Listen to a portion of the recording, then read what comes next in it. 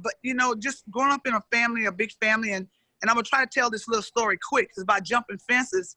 And I was a tomboy. Like I said, I didn't want to know anything about cooking, and I wanted to jump fences. So I had jumped this fence before. And as I proceeded to jump this fence one day, it seemed like it got taller and taller. And I was like, oh my God, what is happening? I've jumped this fence before, because we lived on about 10 acres. So I could see, you know, we jumped a lot of fences. And I pondered with that fence for about 10 minutes. And I could see my cousin saying, come on, don't worry about it. You can do it. I mean, so we know you've done it before. I'm like, no, I can jump this fence now.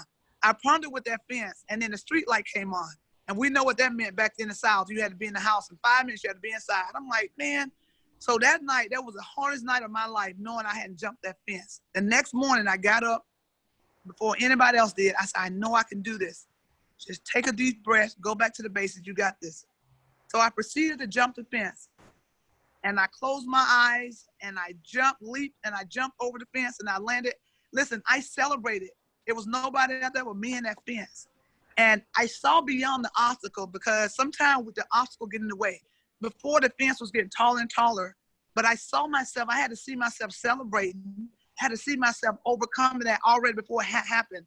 And I was about 14 years old. Why was that important to me? It wasn't in the cameras. ESPN wasn't there. The Hall of Fame committee wasn't there. The Olympic committee wasn't there. The NC2A, it was me and that fence. And I believe, without a doubt, that's the moment I started embracing my Olympic journey. I didn't make excuses. It wasn't peer pressure. It was something inside of me felt like, you know what, this is important. So when you know your why, it doesn't matter what it looks like to people, you pursue it, because when you lose your why, you lose your way. And I believe that moment, that's where my confidence derived. I jumped over a fence, and that's the moment I started becoming who I eventually became. So that's where my confidence came from.